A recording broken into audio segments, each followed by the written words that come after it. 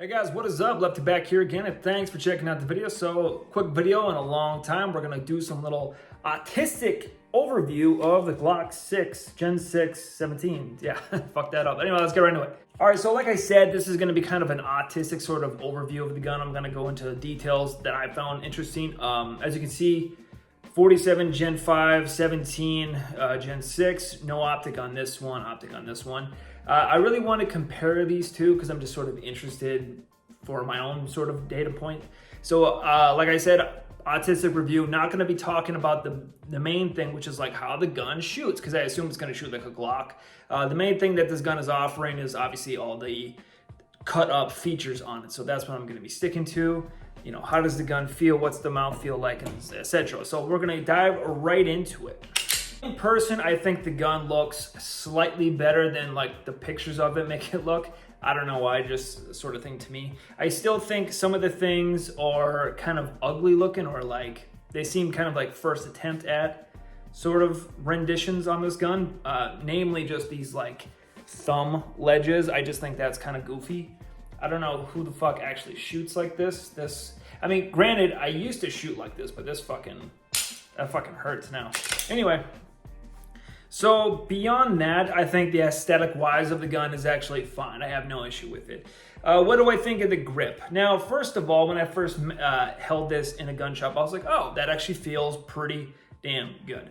So as you can see, textured, completely different. You can't see it, but you can feel it.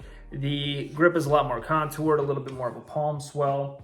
This is a bad example of the gun, but on a general Gen 5 Glock, the stippling cuts off about here, and I think it cuts off a little bit lower. So on the Gen 6, the stippling goes a little bit higher and a little bit lower. For what it's worth, I like it because my thumb, or my meat stick of my thumb, will generally contact in this general vasectomy right here. So I like that addition. The texture of itself is fine. I wish it was a little bit more grippy, but it's not bad. What I was really hoping with the Gen 6, and maybe it will turn out like this, that it's kind of a one-stop shop for stuff if you're looking for a Glock.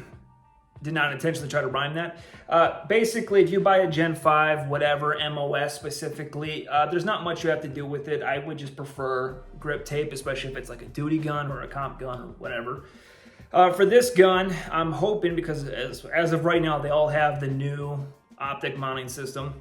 The texture is grippy enough, in my opinion. I mean, it's significantly better than the Gen 5. It's still not as good as like a nice, decently worn in grip tape job. But the benefit of it is it does not tear your skin up and it doesn't snag your clothes. This, after I got a whole bunch of skin into this, is the Gen 547. Motion detected at front. He's gone. Okay, so as you can see here with the Gen 547, the Talon grip tape, big fan of it. As you can see, the bunch of the skin in it, goddamn, I got something in my eye. As you can see, once I got a bunch of skin built up into it, it's still pretty grippy. It's more of a velvety sort of thing. The problem with this is it still will eat up your tummy, and it will also snag your clothes. So this actually becomes even less concealable, because as you're moving and walking, it will literally grab your shirt or whatever you got on top of it and will print like a sucker. So as it sits right now, the Gen 6 to me is comfortable enough to carry, and it will not grab your clothes in the same fashion. So kind of a big bonus on that.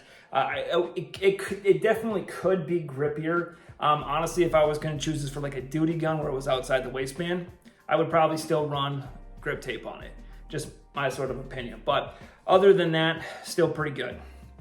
Now, what I think is actually sort of a smart thing that Glock did is they actually reduced the overall grip size on the, as you could say, the base grip girth. I don't know what you would call that. Basically, if you buy the gun with no back strap, the default grip is slightly skinnier, meaning the amount of distance your finger needs to travel to get to the trigger is reduced by some amount. A lot of people were talking about this, and I actually didn't really realize it until I put it on there, that it felt different and it felt more good in my hands, but also like just something was off about it. Adding the medium back strap. It comes with two, medium and a large or extra large, whatever the hell it is. You put that on there and it basically gives you exactly what the Gen 5 grip size is. So big fan of that. I think was actually smart on Glock's play, as it is kind of a 2x4, generally speaking, with the Gen 5 and previous generations, although I do like that. Yeah, I think it was probably smart for them, for, you know, women or whatever that want to have, people with smaller hands that want to have a Glock, want to shoot a Glock, but can't shoot it well because the trigger reach is just a little bit too far. Granted, you can remedy it with a different trigger and stuff like that, but nevertheless. Speaking of, we can probably get into the trigger right now. This technically is kind of interesting. I'm not exactly sure. If you take this gun apart and look at the actual trigger mechanism here, the trigger bar, probably shouldn't have done that on YouTube. Okay, so I did this off camera, but if you look at the actual trigger bar mechanism, it's the exact same part number as the Gen 5s are. So kind of interesting.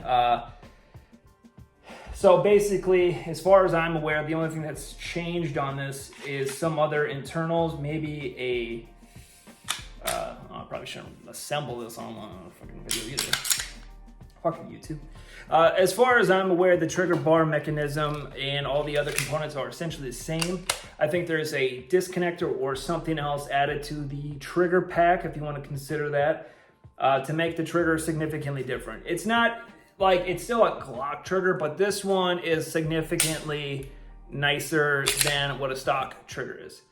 So this one is more of a rolling break, which I actually prefer on something like this. Some sort of defensive-minded, go fast gun. I prefer just having a rolling break. It's just kind of my personal opinion. I think the flat face trigger is actually pretty decent. One thing in the past that I have not liked about flat face triggers is that a lot of them are like a hard edge, where the face will be a flat piece and then it will be a 90-degree to the side of the trigger. And generally speaking, I find that just kind of annoys my finger after a whole bunch, just the way I press it. This one, they've kind of beveled it, so it's got front on the flat on the front, and then just sort of like a 30-45-degree angle coming off of it, and then it goes to the 90. So is it really a flat face at that point? I don't know, but it feels decent. It definitely does not have that kind of pointed feeling that the Gen 5s have, where you can definitely feel it's kind of pushing more in a specific spot for your trigger finger. So optic mount, different, can't really speak to it. I've seen good and bad things about it. It seems like depending on the mount, depending on the hardware that's included, or excuse me, depending on the optic, depending on the hardware that's included with the optic, will sort of depend on your experience mounting it with the new system. So kind of leave it up as it is. Beaver tail, could take or leave it. I will say I don't really care for it. Drawing outside the waistband has not been an issue as much as I thought it was going to be. I know a lot of people like to do the, I don't know what you would call it, but basically it's in a holster. They drive their thumb on top like this, like an old school like revolver kind of shit going on there. I don't like that, but they can do them. And also, when it comes to printing or not printing, generally speaking, it's pretty much almost even with the back of the grip. So if anything, it would help it kind of blend in as one solid piece. Especially if you carry a mag on the side, generally speaking, when people seen if it was more of a flat continuous piece, they might just think it's your belt or something. So I actually don't think it would be that much of an issue carrying it, concealed carrying it. But yeah, at the end of the day, I could easily, if there was a way of taking it off without like cutting it off, I'd probably go ahead and do that. And yeah, I will say I have never noticed it until I was like, oh yeah, that's a thing. They did do an undercut on the gun, put it on a gray background there. My hand can get significantly higher, which also may have lended to that sort of like, the gun feels weird or different, and I don't know why. That could be the case. As you can see, my hand sits significantly farther up on the frame of the gun, or the grip of the gun, as opposed to this. Now, granted, I've never had an issue. I know on the 19 especially, I like doing mag wells on the previous gen for the 19 because my fat hand you know, can get the meat in there. But with this, me personally, I would not have an issue with it. Also, with the way that they beveled the thing, it looks like the magwell is actually more of a flare, but I think it just kind of comes in more and kind of pops out. Kind of like my love handles sort of situation there. So otherwise, it does look like the magwell is bigger, but I don't think it is. What else? So one thing that was kind of surprising to me on this gun, also the front is different, who cares? But one thing that was kind of surprising to me on this gun is that I thought the extractor was changed to an external extractor, which it was, but they actually also moved down the claw in the actual frame or the slide of the gun. So that's kind of interesting. I have not noticed any sort of like issues with that, mine or others, but that's kind of interesting. I guess I never really noticed that because I was trying to see, and I don't know if the gun is really worth it considering the new optic mounting system. It's like, you think it would be lower because they moved the extractor out of the way. But if you look at the amount of material that's kind of sitting on top of the slide, it doesn't look like it's actually that much. It actually looks like it's less compared to this one. So does the height of the optic really matter that much? I think it used to me. Now that I'm used to the Defender, which is just like a fucking, you know, I think one of my original TVs that we had in my house growing up was smaller than this. So, I mean, I don't know. I think as long as you have that index down, I don't really think it matters where your dot is per se, or how high the optic is off the gun. Me personally though, if I have an optic, I want it higher than the stock iron sights. I don't want to see iron sights when I look through my window because that's the whole reason why I have a dot. I don't want it obscured. Just sort of me thing though. But other than that, just sort of my first impressions of the gun. I know, not talking about shooting specifically for a reason. I want to get a dot on it. Probably going to get the same dot and put, you know, a decent amount of rounds through it. I probably will do a, like, here's my first impression sort of shit.